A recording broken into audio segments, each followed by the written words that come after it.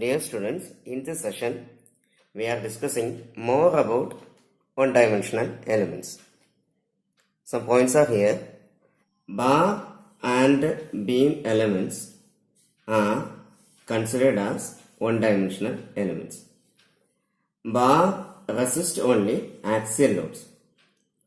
Beam can resist axial, lateral and twisting loads. Truss is an assemblage of bars with pin joints. Here, the loading is only at joints. That's clear. Only at joints. Members are subjected to only tension and compression. That is, these are the members. They are subjected to tensile and compressive loading. So this frame is an assemblage of beam elements. Here the loading is at members, that is members. Members subjected to tension, compression, shear as well as bending. Okay. Next we have to study about different loading system. There are three types of loading in a structure. They are body force, it is indicated as F. Traction force, it is indicated as capital T, and point load, and it is indicated as P. Then regarding body force, a body force is a distributed force acting on every elemental volume of the body. Example, self-weight due to gravity. So self-weight of the body should be distributed among nodes. Okay. In the case of traction force, the traction force is a distributed force which is acting only on the surface of the body. Its unit is force per unit area. For one-dimensional problem, it is force per unit length. Example, frictional resistance, viscous drag, surface shear, etc. In the case of point loading, point load is a force acting at a particular point, which causes displacement. You see this figure. So here a structure which is fixed at one end and which is hanging, and therefore it is subjected to its own self-weight. In addition to that, at a particular point, a point load is acting. So the surface also subjected to a distributed load. So that will be a traction. Okay.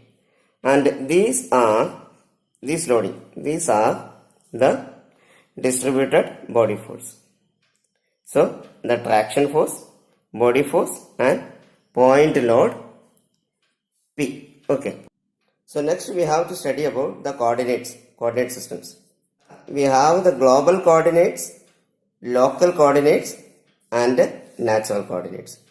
These are the major coordinates while we are considering finite element problems of one-dimensional problems.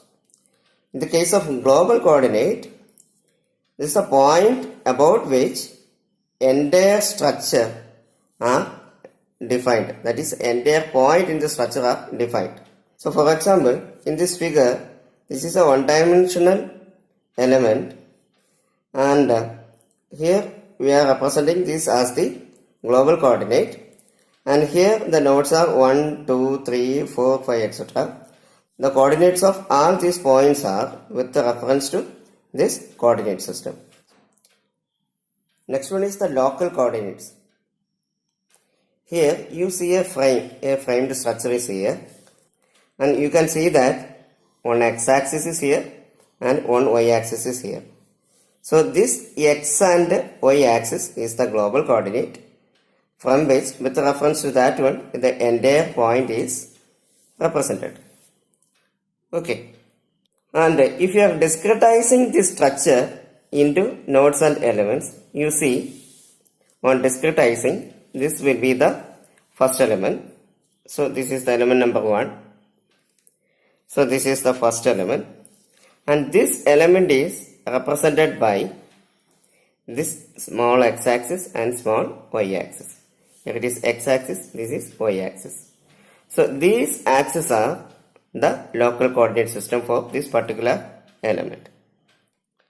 Similarly, for the element number 3, that is element number 3, this is node number 3, this is node number 2, and along this direction x, along this direction y. So these x and y axes are its local coordinates.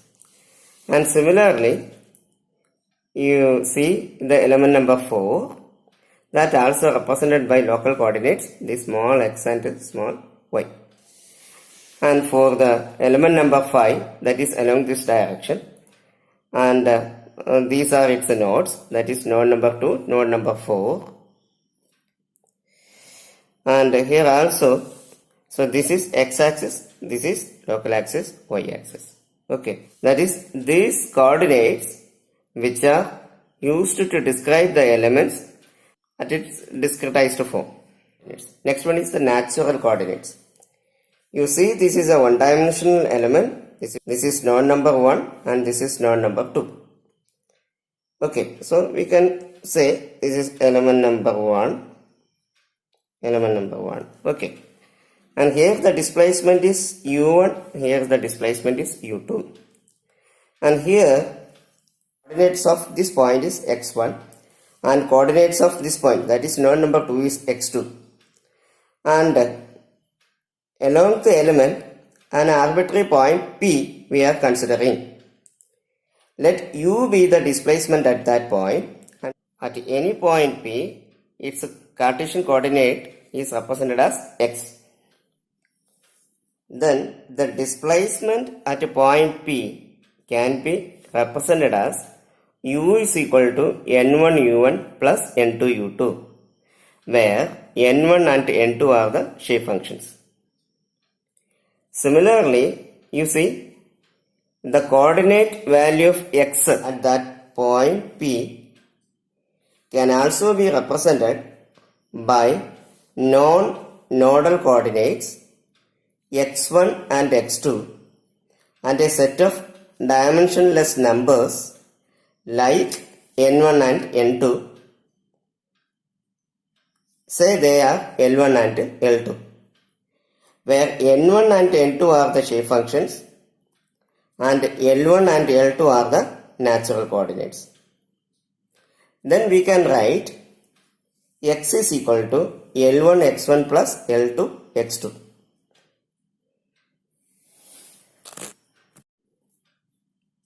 Then our figure can be modified as, you see, this is our element, this is node number 1, node number 2, and here the coordinate x1 and here the Cartesian coordinate x2, and at any point P Cartesian coordinate is x.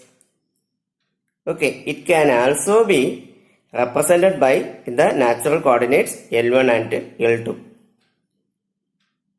Then according to the natural coordinates, the coordinate value at node 1 is L1 is equal to 1, L2 is equal to 0, that is 1, 0.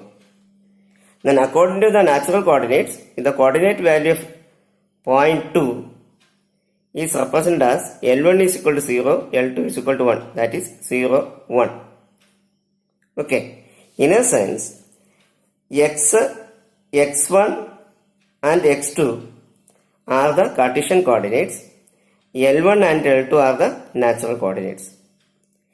Here also we can write like our shape function n1 plus n2 is equal to 1 and u is equal to n1 u1 plus n2 u2. Here also is equal to L1 x1 plus L2 x2 as well as L1 plus L2 is equal to 1.